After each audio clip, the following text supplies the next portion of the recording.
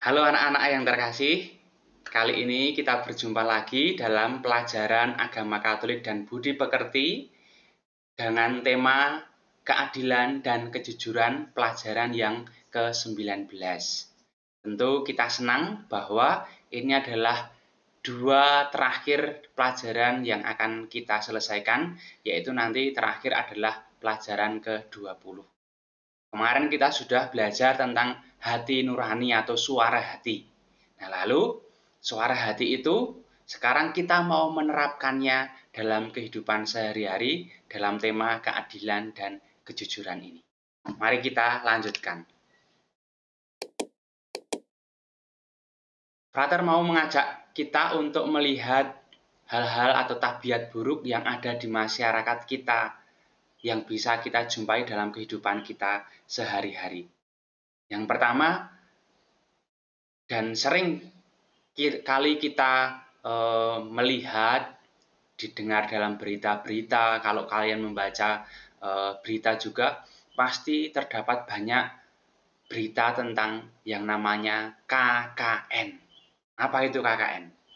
KKN adalah singkatan dari korupsi, kolusi, dan nepotisme. KKN ini adalah tabiat buruk atau perilaku buruk, perilaku yang tidak adil dan tidak jujur. Korupsi itu apa? Korupsi itu adalah mengambil sebagian dari yang dipercayakan. Misalkan dititipi uang, uangnya diambil sebagian dengan cara memalsukan laporannya. Bilangnya ini untuk membeli sesuatu yang berguna untuk masyarakat semuanya. Padahal laporan itu dibuat manipulasi atau palsu karena tidak semuanya ditujukan pembelian itu ditujukan untuk masyarakat, tetapi sebagian diambil untuk dirinya sendiri. Itu yang namanya korupsi. Kolusi itu apa? Kolusi itu adalah kerjasama mufakat demi memperoleh keuntungan diri sendiri, dan itu adalah jahat. Jadi ada istilah kong kali kong, kerjasama dalam hal yang buruk atau yang jahat demi keuntungan pribadi. Sekali lagi, sama seperti dengan korupsi, adalah demi keuntungan pribadi atau golongannya. Dan yang terakhir, yang disebut nepotisme. Nepotisme itu juga sebuah kerjasama, tetapi melibatkan anggota-anggota keluarganya.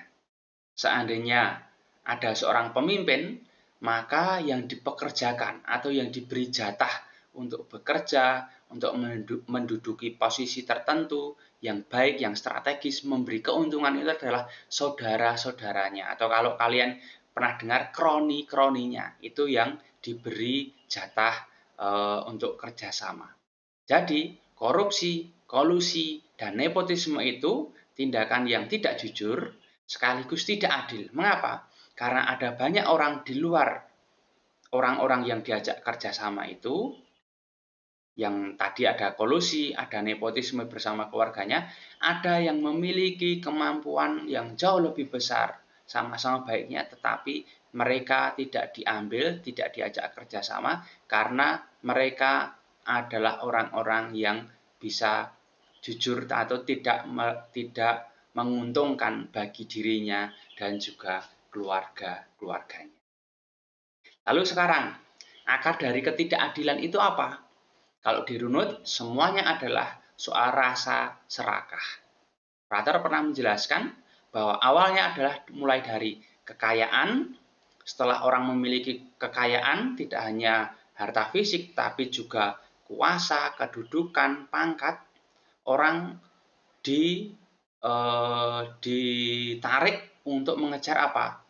Habis kekayaan adalah kehormatan. Setelah dari kehormatan, orang memiliki kuasa, akhirnya dia tidak mau direndahkan. Yang terjadi adalah berikutnya adalah keangkuhan atau kesombongan. Jadi, akar dari ketidakadilan adalah rasa serakah, ingin mendapatkan semuanya. Keserakahan itu akhirnya juga membunuh suara hati atau hati nurani. Ingat ya, kemarin suara hati atau hati nurani itu adalah untuk membedakan, melihat mana yang baik dan buruk dari sebuah tindakan atau yang akan diperbuat. Orang mungkin sudah tahu kalau tanya hati nurani, ini baik atau buruk? Oh, ini buruk.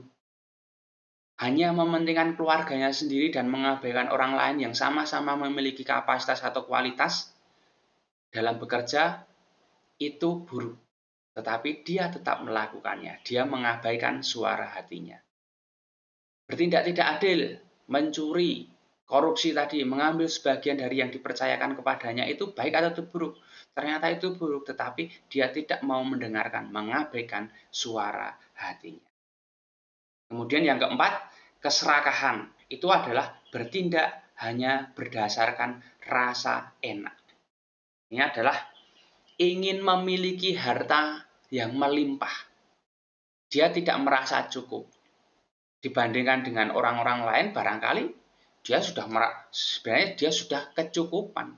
Sandang, pangan, papan, bahkan kebutuhan-kebutuhan lainnya. Tapi dia masih serakah ingin menimbun harta, memiliki yang sebanyak-banyaknya. Nah, itu sifat-sifat atau tabiat buruk, sifat-sifat dari keserakahan. Sekarang kita mau belajar dari bacaan-bacaan. Ini tugas yang kemarin Frater berikan kepada kalian untuk membaca bacaan-bacaan.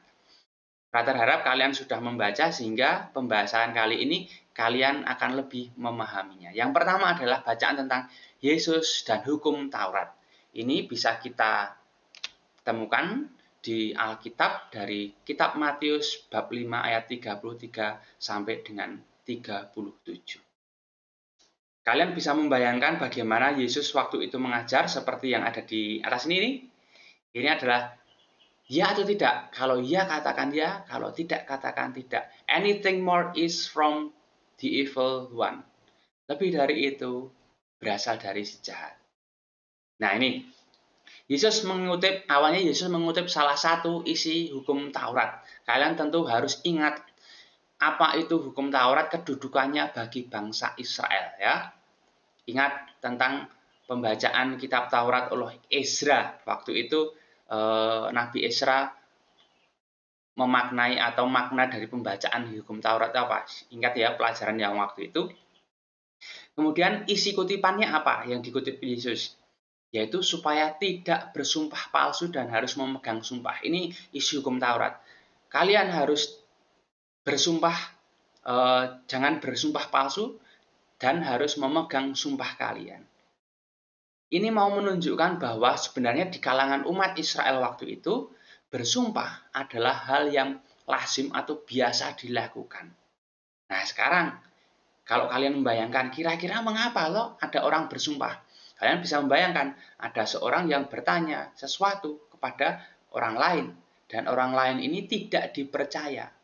Maka dia, "Loh, kok kamu nggak percaya padaku? Aku bersumpah," kan seperti itu.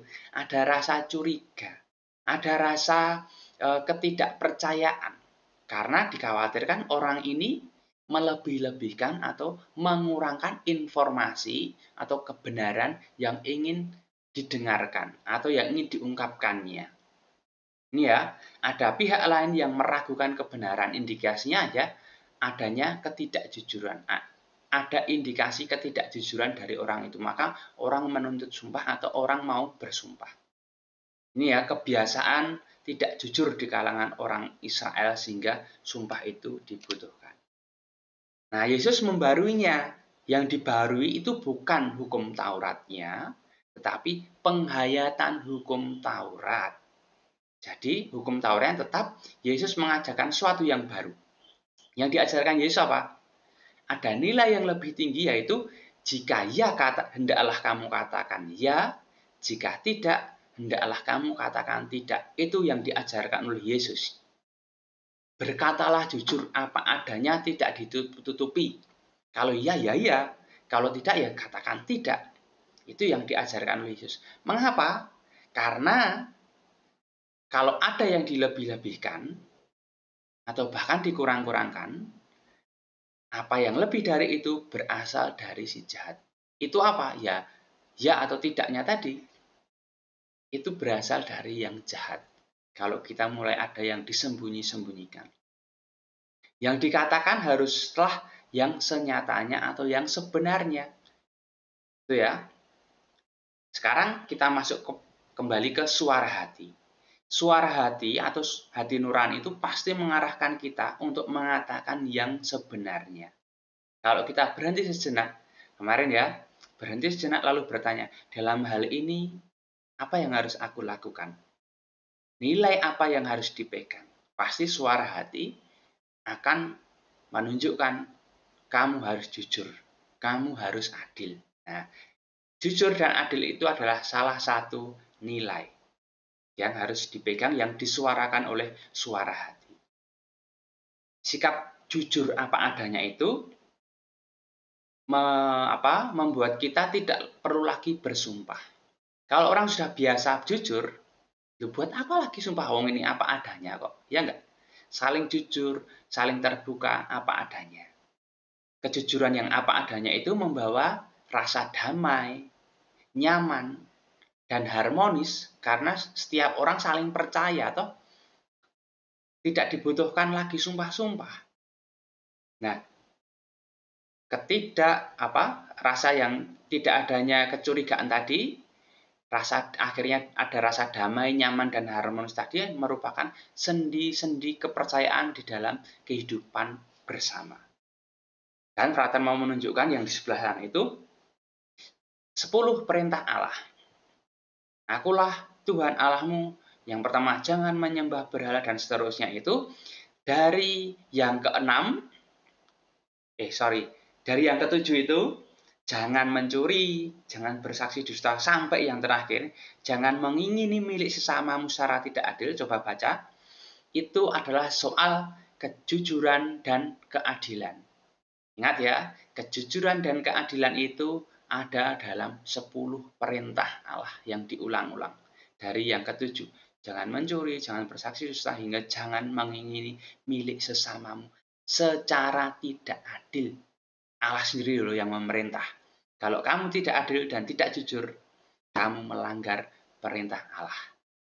Kalau melanggar nilai, kemarin apa yang terjadi? Seperti melawan hukum gravitasi, tidak percaya pada hukum gravitasi, pada dasarnya akan mati. Melanggar nilai juga tanda kutip akan mati, hidupmu tidak akan bahagia. Sekarang kita masuk ke bacaan yang kedua. Perumpamaan tentang penggarap-penggarap kebun anggur. Yang ini bisa kalian temukan di Matius 20 ayat 1 sampai dengan 16. Secara sepintas, pemilik kebun anggur itu kan pergi pagi-pagi untuk mencari pekerja. Lalu ketika dia menemukan, katakanlah jam 6 pagi, pekerja itu ditawari, kamu dibayar sekian, mau nggak? Ini adil loh. Karena sebagaimana umumnya pekerja sehari itu upahnya sekian, lalu pekerja itu mau. Nah, ini ada kesepakatan. Kesepakatan ini adalah kesepakatan yang adil antara pemilik kebun anggur ini yang memberikan upah ini dan juga yang di sana para pekerja itu. Ini pada umumnya orang digaji atau dibayar sekian, adil, adil. Ya, itu yang harus digarisbawahi. Lalu yang harus dicatat juga adalah pemilik kebun anggur itu memiliki hak. Haknya apa? Haknya tidak hanya di pagi hari itu dia bisa mencari pekerja, tetapi juga di lain waktu, entah siang hari, entah sore hari, dia itu berhak untuk mencari pekerja dan mempekerjakannya. Ya enggak? Kalau saya punya pekerjaan atau punya kebun atau punya proyek untuk membangun rumah, kan boleh toh saya mencari pekerja sewaktu-waktu, ya enggak? Itu hak saya. Lalu dan dia juga punya hak untuk memberi gaji seberapapun, terutama karena sudah ada kesepakatan. Yang penting kan adil, artinya adil itu orang mendapatkan haknya, ya, mendapatkan hak yang sesuai dengan kewajiban yang diembannya, bekerja tadi. Itu yang ketiga ya, berhak untuk memberikan upah. Dan yang keempat, upah sama besarnya tadi, kalau kalian baca, yang bekerja 1 jam itu yang terakhir ternyata upahnya besarnya sama dengan yang bekerja dari pagi. Nah, ini seringkali kita terkecoh. Loh, beban pekerjaannya kan berat yang dari pagi, kenapa diupah sama dengan yang bekerja 1 jam saja? Seakan-akan tidak adil. Enggak, cara melihatnya bukan seperti itu. Besarnya upah itu sehari, upah sama besarnya antara yang bekerja seharian dan yang 1 jam tadi tidak berarti tidak adil. Ya enggak? Tadi kan keadilannya sudah ada. Ya, hanya sekarang mari melihat yang bekerja sehari, yang bekerja 1 jam sehari tadi. Kenapa diberi banyak? Sebenarnya sama toh. Karena pemilik kebun anggur itu memiliki kemurahan hati. Ya, tidak berarti tidak adil dengan yang sehari. Tadi sudah ada kesepakatan. Tapi yang bekerja 1 hari diberi hati yang lebih banyak. Kemurahan hatinya lebih banyak. Ya, ini bisa dalam cerita yang selanjutnya kita bisa mengembangkan cerita bahwa nanti kalau yang bekerja seharian tadi juga memerlukan sesuatu, Allah, ini seakan-akan Allah ya, pemilik kebun anggur itu seperti Allah, bisa memberikan kelimpahan dalam bentuk lain juga. Ya, itu bentuk keadilan Allah. Besarnya upah bagi pekerja yang hanya 1 jam bekerja, itu sama dengan adalah kemurahan hati pemilik kebun kepada orang itu. Seperti kemurahan hati Allah, inilah yang menjadi ajaran Yesus, ya. Itu yang menjadi ajaran Yesus. Lalu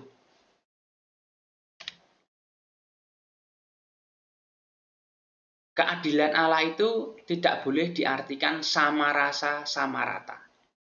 Ya, setiap pribadi, setiap manusia itu memiliki kapasitas kemampuannya masing-masing. Keadilan terkait dengan kesanggupan. Jadi orang diberi seberapa itu tergantung dari kesanggupannya. Allah mengasihi setiap pribadi dan sama-sama sangat besarnya kasih Allah kepada setiap pribadi itu. Dan wujud dari kasihnya itu adalah anugerah hidup yang berbeda-beda sesuai dengan kebutuhan masing-masing orang. Bukan sesuai dengan keinginan masing-masing orang ya. Jadi Allah memberikan anugerah kepada kita itu pas, cukup, sesuai dengan kebutuhan kita. Kita yang harus mendengarkan kemauan atau kehendak Allah itu apa. Lalu kita belajar dari bacaan yang ketiga, yaitu tentang keadilan. Lihat gambar yang ada di sebelah sana. Di sebelah kiri itu adalah yang namanya sama rasa dan sama rata. Sedangkan yang di sebelah kanan itu yang disebut adil. Ada anak kecil yang paling kanan, kemudian ada anak-anak, kemudian ada orang yang dewasa mau menonton sepak bola. Lalu yang disebut sama rata, sama-sama mendapatkan bangku atau papan untuk tempatnya berdiri satu-satu. Itu sama rasa. Tetapi tujuannya apa? Tujuannya itu untuk melihat sepak bola. Lah anak kecil itu nggak bisa melihat. Tetapi kalau yang anak kecil itu diberi 2, kemudian yang besar, orang dewasa itu memberikannya, kemudian yang anak-anaknya itu tetap diberi 1, semuanya bisa melihat, ya kan, tingginya sama. Yang disebut adil itu bukan semata-mata sama rasa, sama rata, seperti yang digambar sebelah kiri itu. Adil itu adalah memberi sesuai dengan kebutuhan atau kapasitasnya. Apa itu kapasitas? Kapasitas itu adalah kemampuan. Kalau yang digambarnya adalah kemampuan berdiri untuk melihat. Anak kecil itu sudah berdiri tapi tidak bisa melihat. berdirinya tidak tinggi, kemampuan sama tingginya. Kemudian kapasitas setiap orang itu berbeda-beda seperti gambar itu, menandakan bahwa kebutuhannya juga berbeda. Papan yang di sana itu anak kecil lebih membutuhkan daripada yang orang dewasa. Nah, di dalam bacaan, ilustrasinya adalah ada adik yang kelas 3 SD dan ada kakak yang kelas 6 SD. Kebutuhannya berbeda-beda. Yang kelas 3, misalkan itu baru saja bisa menulis dengan menggunakan ballpoint seperti kalian kan, awalnya dengan pensil, lalu dengan ballpoint. Tentu kakak yang kelas 6 sudah mahir menggunakan ballpoint, lalu diberi ballpoint yang BPTP misalkan atau boxy, kemudian ada yang warna-warni, bisa menggunakannya, atau yang mekanik. Tetapi yang adik yang kelas 3 belum bisa, jadi tidak perlu untuk dibelikan. Kalau sama rata ya semua dibelikan yang sama. Tetapi sama yang kelas 3 saja tidak atau belum bisa menggunakannya, untuk apa dibelikan? Nah, ini yang disebut keadilan sesuai dengan kebutuhan. Itu ya. Kemudian keadilan yang ke-8 itu digambarkan dengan menuangkan air ke dalam gelas yang berbeda ukurannya di dalam bacaan itu. Berapa banyak air yang harus diisikan itu tergantung dari kapasitas gelasnya. Kalau gelasnya kecil ya cukup diberi kecil, jangan sama-sama banyaknya. Dan harus tidak sama, justru supaya apa? Tidak tumpah. Itulah adil bagi masing-masing gelas. Demikian juga dengan kita. Kalau kalian belum bisa menggunakan alat-alat misalkan komputer atau laptop, tentu cukup dengan alat-alat yang sederhana yang dibutuhkan oleh ayah atau ibu kalian yang bekerja di kantor. Tentu harus lebih mumpuni alatnya seperti laptop atau komputer misalkan. Itu. Kemudian yang keempat adalah bacaan imbalan yang setimpal. Nah, ini adalah kisah seorang ayah yang mempekerjakan orang untuk bekerja menyimpan jerami ya untuk pakan ternak. Lalu pada sore harinya mereka menerima upah. Anehnya adalah setiap pekerja itu diminta untuk menghitung upahnya masing-masing. Yang pertama ini sangat umum sesuai dengan standar ya. Orang pertama itu meminta upah sejumlah umumnya pekerja diupah, tanpa hitungan rincian dari kedua belah pihak. Misalkan yang pekerja itu sudah mengeluarkan apa, itu tidak dihitung. Dan juga pemilik pekerjaan juga tidak dihitung, ini sudah mengeluarkan apa untuk pekerjaan. Tidak. Ini beda dengan orang yang kedua. Orang yang kedua itu menghitung upah terlalu rinci. Bahkan terlalu perhitungan karena takut rugi. Meminta lebih banyak dari umumnya. Jadi misalkan dia menghitung dari masuk mobil aja sudah dihitung, biaya bensin dihitung, kemudian biaya makan siang, bahkan makan siang yang sudah disediakan oleh pemilik kerja pun juga dihitung. Dia menghitung itu keterlaluan, tidak adil, dan ada kecenderungan curang. Ya. Kemudian yang kelima tentang orang yang ketiga. Orang ketiga itu menghitung dengan jujur dan adil. Upahnya paling kecil memang, tetapi itu adil. Dia jujur dan adil. Tuan, saya tidak mengeluarkan uang untuk makan siang karena sudah disediakan oleh Tuan. Maka dia apa? Dia tidak meminta upah untuk itu.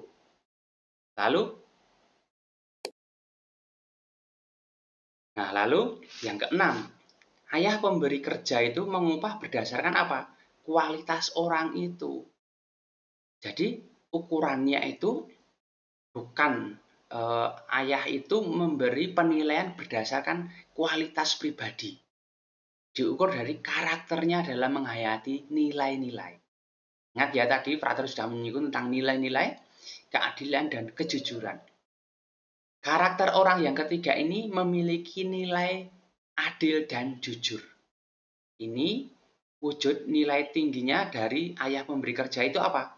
Jadi ayah pemberi kerja itu menghargai kejujurannya yang begitu tinggi, akhirnya apa? Meskipun dia menilai dirinya sendiri itu hanya mendapatkan upah yang kecil, paling kecil di antara 3 orang itu, tapi karena kejujurannya, ayah pemberi kerja ini memberikan upah yang paling tinggi. Bahkan 3 kali lipatnya dari yang dia tentukan. Mengapa? Karena kualitas pribadi orang yang jujur itu mahal harganya. Jadi, kualitas jujur dan adil itu bisa ditemukan misalkan pengusaha toko yang memiliki gudang. Kalian bisa membayangkan ya, supermarket atau minimarket itu. Barang-barangnya kan swalayan banyak ya. Orang bisa ngambil sendiri, lalu misalkan pegawainya hanya dipasrai gitu saja, dan di belakang ada gudangnya barang-barang. Seandainya pemilik toko itu meninggalkan toko dan gudangnya itu berminggu-minggu, lalu mendapatkan pekerja yang tidak jujur, karyawan yang tidak jujur, apa yang akan terjadi? Barangkali barang-barangnya atau uangnya akan diambil. Tapi kalau memiliki karyawan yang jujur, apa? Barang-barangnya tetap aman, dijaga, tokonya juga buka setiap hari, dapat keuntungan, dan mendapatkan pekerja yang seperti itu, karyawan yang seperti itu sesuatu keberuntungan atau sesuatu yang berharga, karyawan yang seperti itu. Maka pribadi orang seperti itu dihargai oleh ayah pemberi kerja ini. Itu ya, kualitas pribadi yang memiliki nilai itu sangat berharga, mahal harganya. Kalian setidaknya kalau kalian bisa jujur pada diri sendiri, jujur dalam kehidupan ini, kalian akan menemukan orang-orang yang akan sangat mengasihi kalian dan juga akan menolong hidup kalian. Entah bagaimana caranya. Itu ya, silahkan dicatat. Kemudian, nah sekarang ini yang terakhir, berdasarkan bacaan-bacaan itu. Kejujuran dan keadilan itu apa? Yang pertama soal kejujuran. Jujur itu adalah mengatakan sesuatu dengan yang sebenarnya. Jujur itu juga bersikap sesuai dengan hati nurani, suara hati. Suara hatiku mengatakan apa? Dia mengikutinya. Dan bersikap jujur itu membangun sendi-sendi kepercayaan di dalam hidup bersama, sehingga tidak ada rasa saling curiga, hidupnya harmonis, damai, sejahtera. Dan kalau jujur itu menjadi kebiasaan kita semua, yang ada adalah sikap saling percaya, tidak ada curiga, tidak ada penderitaan. Sebaliknya, kalau itu dilanggar, yang ada adalah sikap tidak percaya, curiga, dan penderitaan bagi semua orang.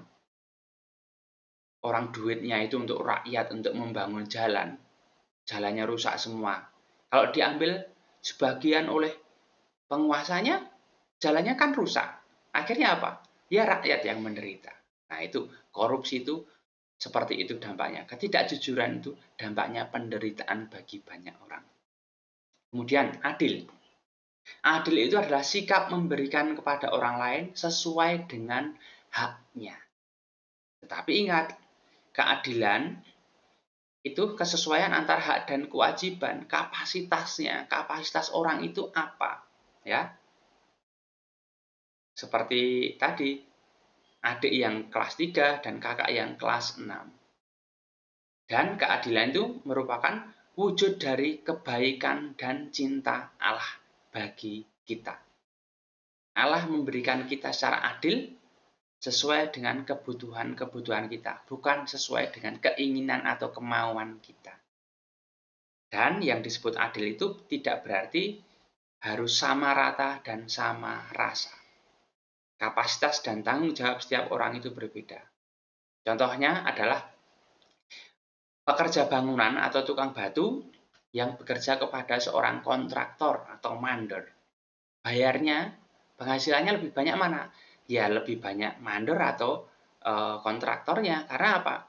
Dia yang harus memikirkan semuanya, harus bertanggung jawab pada semuanya, merancang semuanya. Tanggung jawabnya lebih besar. Apalagi dia sekolahnya juga lebih tinggi. Nah, sedangkan pekerja bangunan, dia hanya bekerja secara fisik, tanggung jawabnya juga kecil. Tidak sebesar kontraktornya tadi. Sama seperti dalam gambar ketika rekoleksi itu. Mengapa ada orang tukang tambal ban? Kenapa ada kuli bangunan? Karena barangkali pendidikannya juga tidak terlalu tinggi, tidak memperjuangkan cita-citanya, tanggung jawabnya juga tidak besar. Nah, itu anak-anak, keadilan dan kejujuran dalam pelajaran kita. Semoga kalian memahaminya. Semoga kalian bisa mempraktekannya dalam kehidupan sehari-hari, karena ini menjadi kunci kebahagiaan bagian dari satu dari nilai-nilai yang kita perjuangkan dalam kemarin pelajaran hati nurani. Demikian, selamat belajar, nanti tugas-tugasnya menyusul. Dadah!